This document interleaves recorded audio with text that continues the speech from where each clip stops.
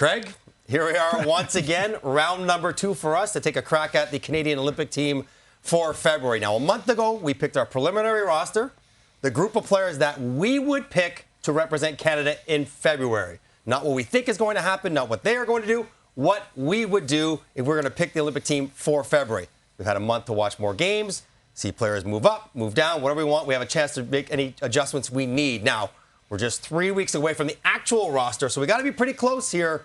What are your thoughts about what we've done so far? Well, I think that you're obviously watching them and doing everything you can to make sure, in the words of Ken Hitchcock, get the right players on the bus. We know from previous Olympics how it starts doesn't always get to how it ends. And when you consider whether that be the goaltender, whether it be defense pairings, whether it be forward pairings, so we're trying to get the right players on the bus. So it's not just the players, but we're also trying to pick out who's going to play where and how it's all going to fit together. And we're going to do that, and the coaches are doing that too, but we get to now start that exercise, try to make the lines, and understand things will change. All right, so let's take a look at the previous group. We picked the forwards to represent Canada, and we liked what we had there. We had some disagreements, some conversations, but we liked how we ended up there.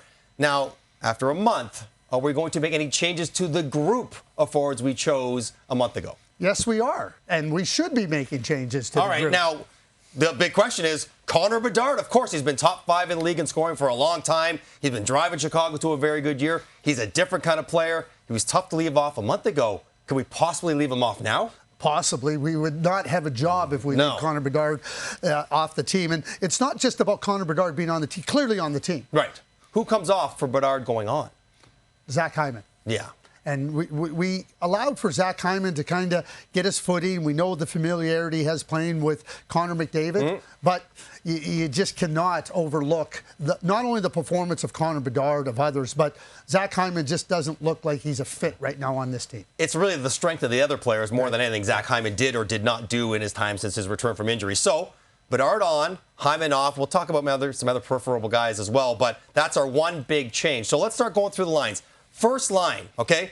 We're going to put Crosby, McKinnon. We know they're going to be 1-2. Crosby on the left, McKinnon in the middle. I think Bedard on the right makes a lot of sense there. I think the fact that he's a shooter, he's a great playmaker as well. I think while he is much better defensively, he's still not great. So when Crosby and McKinnon want to dig in and really care about being good defensively, they can support him in that regard. I think he's just got the right mindset and skill set to complement those two. The spotlight will not be too bright for Connor Bedard, and fitting in, I think, is the least of the worries. And you know, playing with McKinnon in that spot, no worries with that whatsoever. You know, I had the thought maybe playing with McDavid, great playmaker, great shooter, but if we want to take Bedard and have him be supported by McKinnon and Crosby, a younger player, by those two great players, no problem from my end. All right, so we'll lock in the first line. Yep. We got Crosby, McKinnon, Bedard. Okay, let's go to the second line. I have Connor McDavid as a second-line center. How do you want to surround Connor McDavid? We know that finding the right wingers for him, one of the reasons we had Zach Hyman before, is going to be important, maybe not as easy as it seems. Who do you like to play alongside Connor McDavid? Well, I mean, now we got to start looking at how we're going to get the best out of Connor McDavid. Yeah. Who's going to hunt pucks? Yeah. Who's going to grind below the goal line? That's why we had every consideration for Zach Hyman. So who can that be? We know how good Sam Reinhart is, right? Yes. And Sam Reinhart, to me, is a natural fit. We talk about the smarts of Connor McDavid. Well, you also have a finisher in Sam Reinhart. Bedard would be a nice fit there, but Sam Reinhart's a great fit. But Sam Reinhart also is great defensively. So that's one spot. Where do you want to put Sam Reinhart is my question to you. So, yes, of course we love Sam Reinhart. He can play anywhere, but I do think I didn't love what I saw from the two of them when they're around each other in the Four Nations. I think Reinhart, his ability to be so great defensively, maybe can be in a different spot. So first off, I'm going to put Macklin Celebrini with Connor McDavid. He's moved up from our previous roster from the third line, now to the second. This guy's special. And the fact that he's got the pace to his game, not to skate with McDavid, but to be around McDavid when he gets there. He is a great shooter of the puck. McDavid, we know, is a tremendous passer. He's a good puck battler and retriever, which is a lot of what Zach Hyman does really well for Connor McDavid. So on the left side, I really like the idea of Celebrini being there and being a guy that is an offensive dynamo to go alongside of Connor McDavid. You sign off on that? Well, 100%. Because the other thing that Celebrini does so exceptionally well, he can think at the same pace as Connor McDavid. Okay, so we put Celebrini there. Now, I had Brandon Hagel on the right side with McDavid and Celebrini. I like that idea. Hagel, first of all, one of the hottest scorers since November 1st, since the calendar turned to November. Also, a very good defensive player, because I think having a defensive supporter, whether it's Reinhart or Hagel, makes a lot of sense in that spot. But I do like the fact that Hagel could do that. Puck retriever. And he was good in the Four Nations. He's not scared. He's used to playing with great players. So Reinhart or Hagel, what do you think? Yeah, but my concern, and maybe it's not a big concern because you're talking about two really good players, is that Hagel, to me, it just fits on the left wing. Okay. So do we want to take a square peg and put it in a round hole? Not that it's really a poor fit. Okay, well, for you, you like Reinhart. You like the right shot on the right side. Well, let's go. Celebrini, second line, we'll lock it in. Celebrini left, McDavid center, Reinhart on the right. We know we have versatility in there, but we're going to start Reinhart on the right there for the reasons we liked. Okay, we can do that. So now our third line. Do we still have Nick Suzuki as your third line center? Yes, and as I talked about earlier, you know, we start to look at getting the right players on the bus. The flexibility of this lineup for the coaches to move different players. We're going to talk about other centers. Yeah. This is a massive luxury for Team Canada, and we want that luxury. But Nick Suzuki locked into the third line center for me. I got him there too, so I'm going to put Hagel then. We took him off the on the left side, third line. It means a perfect third line international player. Can do a lot of different things. Whatever you ask him to do, score, penalty kill, check, match up against their team's best lines. He can do it all.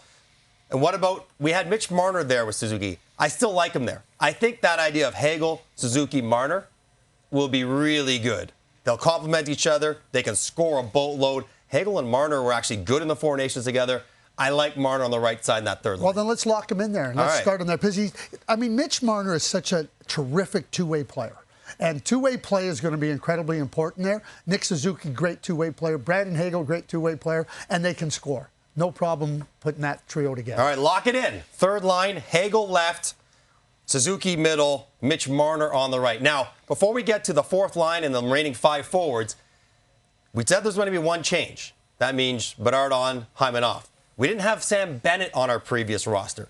Does that mean do we need to reconsider Sam Bennett not being on this roster? Because I think that's what we're leaning, but does that make sense given the last year he's had playing?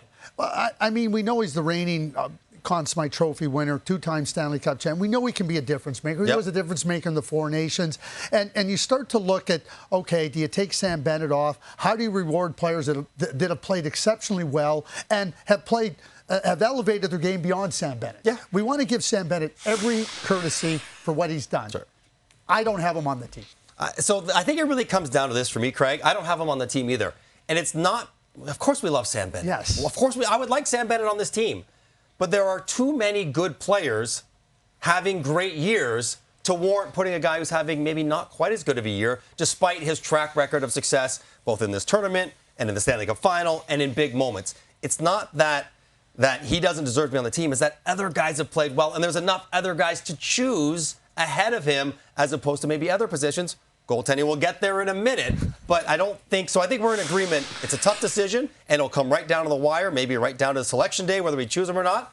But we both have him off the team right now, so he's not on it. We'll go to our fourth line. Okay. We have a lot of good players. Braden Point has to be on the team somewhere. So fourth line, what do you like? I think Brad Marchand will be on the fourth line, left wing, 100%. Lock him in, no conversation needed. He's been incredible. He'll be incredible. He might play higher up in the lineup. Who's your fourth line center in the regular rotation? Well, I think it comes down to Scheifele or Horvat. Now, I'm going to go right to that trio. Sure. Suzuki, Horvat, Scheifele. That's flexibility. Yeah. I mean, could Mark Scheifele play in the third hole? Yeah. Could Bo Horvat play a little bit deeper down your lineup? They can do so many different things in the game. Yeah. So what I say is how do we want to lock it in? And to me, the flexibility that is there for the coaches, right? Like Scheifele's been great. Bo Horvat's been great. So how do we want to position it? Do we want Bo Horvat with the speed? Do we want Scheifele with the size? The coaches are going to be able to look at this and go, wait a sec, we got this kind of matchup. We can put him here. That's the beauty of it. So when we talk about who do we put in the fourth hole, like at center, to me, okay, Horvat, Scheifele. Like, go either way. I have no problem putting Horvat into the fourth hole. I have Bo Horvat there, tremendous on the faceoffs. Maybe a heavier kind of game, a little more mean-spirited at times, which could go well with Marchand and our right winger, Tom Wilson. What a fourth line that would be. Marchand, Horvat, or whoever, and Tom Wilson will lock that in, which makes our extra forwards. Braden Point, amazingly, He's got to heat up if he wants to play higher up in the lineup. And Mark Scheifele, he's obviously on the roster. He will play. Right now, he'll have to find a spot on a line. So that is our final forward roster. One significant change, but it affects all the lines down the way.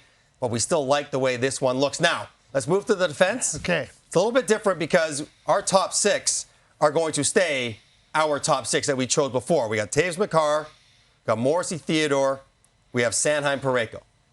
Previously, Harley and Montour. I like those guys. Yeah. But I am going to go on a limb now and say Matthew Schaefer, I thought there was zero chance that I would have considered this to start the season. And even a month ago, I'm like, there's no, he's not ready. But if I want a team, I talked about skill, speed, puck moving. I want a guy who does that as well as anyone in the league. I don't care how old he is. I don't care how much he weighs, how many times he's played for Canada with the men's level. Doesn't matter to me. If he doesn't have to play a lot, that means they're doing really well. But I want the opportunity to put him in the lineup if they need something, an injection of something that he can bring, because I don't think there's many other options like him available. There aren't any options like him available. The other thing I would add to his skill set, he's got unbelievable instincts. Sure. And for a young player, that is something that factors in the skating, every other part of his game. He's not intimidated by anything. Fearless. Like, he really isn't. That let's just go and play. I'll do what I can.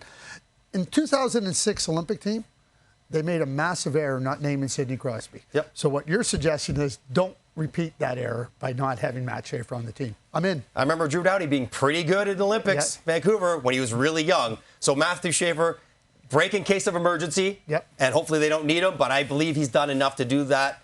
Now, on the right side, where do you want to go on the right side? Because there's a lot of deserving candidates. What are you thinking? Well, you just mentioned the guy that I would put there, Drew Doughty. Now, Drew Doughty's got, cachet, he's got gravitas, he's got all that experience. And I think, with a team, I look at him, I look at a guy like Marchand, and I think that those two guys can really be kind of an element of just calm, enthusiasm. Like galvanizing. Yeah, that's a great word. Yeah. And to me, you got Matt Schaefer, just follow Drew Doughty around. Yes. Right? And Drew Doughty can stabilize anything that he's around and any player he's around. So, and they may play a lot, they may play a little, but I love that idea. I love the young and the older. Not calling you old, Drew. Older paired together. All right, so our fourth pair is going to be Matthew Schaefer, a rookie defenseman, 18-year-old, and Drew Doughty. I love it. I love it. All right, so let's go to the goaltenders. Previously, we picked Jordan Binnington, Logan Thompson, Darcy Kemper. But you said a month ago that Jordan Binnington deserves the grace for what he has done to get the start in game number 1. Do you still feel that way? Yes, I do. Now, when you watch Jordan Binnington play this year, it has been far below NHL level, let alone Olympic level. So, but based on his record, I think that, and his record really is about the Four Nations and the trust that he may have earned.